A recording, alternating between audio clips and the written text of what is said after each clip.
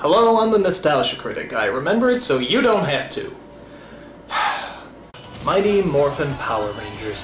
I have to admit, growing up, I wasn't really a Power Rangers kid. I was more in that Ninja Turtles X-Men kind of crowd.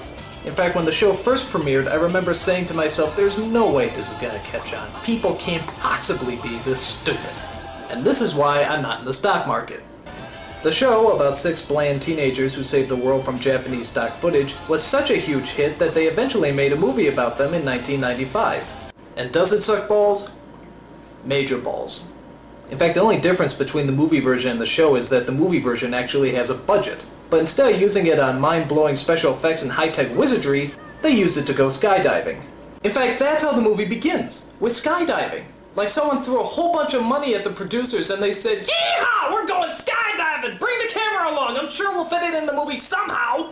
And as you probably would have guessed, it's an entirely pointless sequence. Now, the first thing you Power Ranger fans might have noticed is a change in cast. In the film, we see there's a black girl and an Asian boy. But wait a minute, wasn't there originally an Asian girl and a black boy? Well, the problem with that is that the black boy was put in the black suit and the Asian girl was put in the yellow suit. Not very political correcto. When the producers realized racial stereotyping isn't in at the moment, they got rid of the 2 actors, saying there was an intergalactic unemployment line that needed waiting in, and replaced them with the 2 you see now. However, the 2 cast members that sadly remain the same are Bulk and Skull, the supposed bullies of the group. Which I always found kind of strange. If they don't like the Power Rangers and they're always picking on them, why do they hang out with them all the time? Hey guys! You might want to slip those on.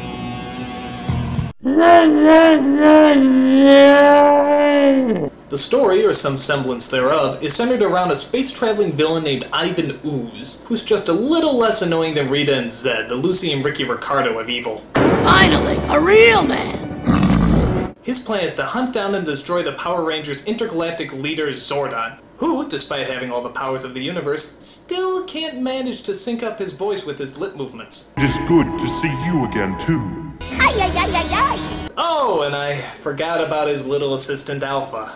The best way to describe him is imagine C-3PO being even gayer than he already is. I know that's hard to fathom, but that's pretty much what you get.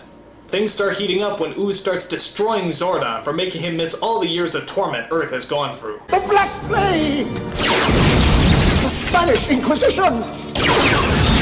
The Brady Bunch reunion! I gotta admit, that's kind of funny. So Zordon's power is destroyed and he's slowly wasting away into a festering ball of nothingness. But don't worry, that doesn't interrupt the Rangers skydiving and rollerblading. It does, however, take away their Mighty Morphin powers. That seems to get their attention. We may not have our powers, but we're still the Power Rangers. I'm gonna disagree with you there, Tommy. You see, being a Power Ranger implies that you have actual power. So, without power, you're just a plain old Ranger. And trust me, they're not very powerful. Especially when trying to protect picnic baskets. Alphabet tells him that the only way to save Zordon is to find the Great Power that's located on a planet far, far away. The Great Power? Well, what's that? Where did it come from? How does it work? Well, this movie has far too many action sequences to worry about tiny little things like plot. However, it does take time to tap into our emotional sides. Zordon, you can't leave us! Ever since you came into our lives, you've been like a father to us all. Yes, I think we can agree that Zordon has been like a father figure to us all. Where are these kids' parents? I mean, seriously, do they ever show up? Are they so inattentive that they don't even know that their kids are on another planet fighting giant black chickens? Do you think they even know that their kids are Power Rangers? How do you miss something like that? And just when you thought this movie couldn't get any lamer, take a look at what pops up next.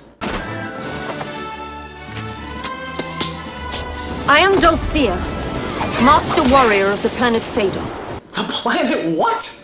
Come on, you can find more convincing names than Star Trek word jumble. So apparently she fights off the birds by swinging these 2 sticks together, throwing them into some kind of hypnotic trance. Yeah, how is that supposed to put you in a trance, just taking 2 sticks and swinging them up and down, up and down, up and down, up and down, up and down, up and down, up and down, up and down, up and down, up and down, up and down, up and down, up. You win this round, Dulcia. So she tells them that they have to travel to a giant phallic symbol that apparently holds the great power. To do that, she dresses them in fashionable burqas and gives them the power of the new sacred animals. You are the bear, fierce and unstoppable. You are the wolf, cunning and swift. Adam, what's wrong? I'm a frog. Yes, a frog. Like the one you kissed. To get a handsome prince. What the hell is that?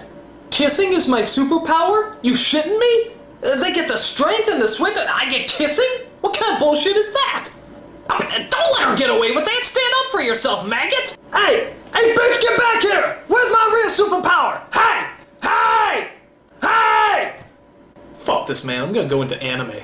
So the Power Rangers set out on a spiritual and enlightening journey, which I actually kinda like. It's good to see these kids look inside themselves and discover their true spiritual essence. And what exactly do they learn on this journey of self-discovery? Nothing! They kick some ass and they get their powers back. That's it. Bullshit. That's like telling a kid the secret to enlightenment is punching somebody in the face, which isn't that bad an idea right now. As always, the Power Rangers have a thrilling giant robot fight in the middle of the city. The traditional toy robot models are replaced this time with CG replicas. And I never thought I'd say this, but after watching this metallic diarrhea, I think I actually prefer the toy robot models.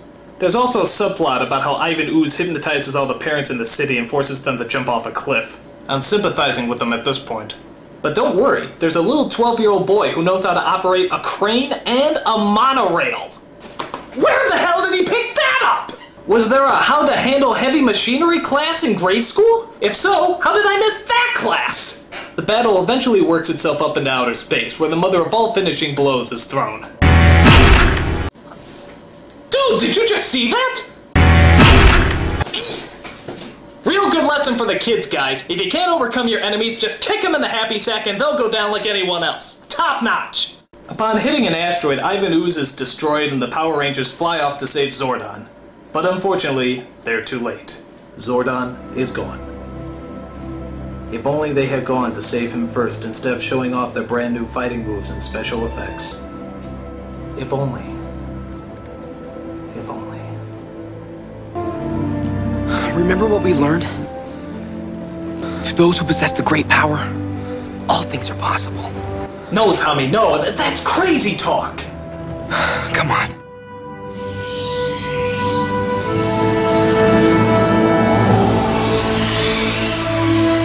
Can it be?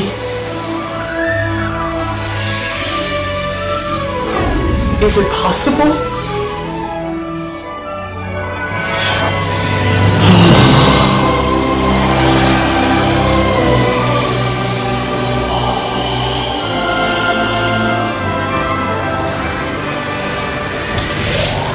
Wait a minute.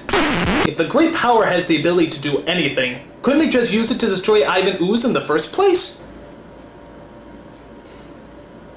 This movie makes no sense! Nothing about the Power Rangers does! How come the monsters always land in the exact same city? How come the city turns into a canyon whenever a fight scene's about to happen? How come nobody recognizes the Rangers even though they wear the exact same colors every day? How come they always move like they have Tourette's syndrome? How come Rita's voice never sounds right? How come they dress up like NASCAR mannequins? How come it's sunny in space? How come Alpha's so gay? How come Kimberly's so hot? Why? Why? Why?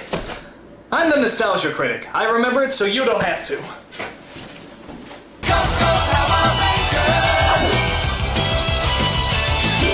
And why is that song so damn catchy?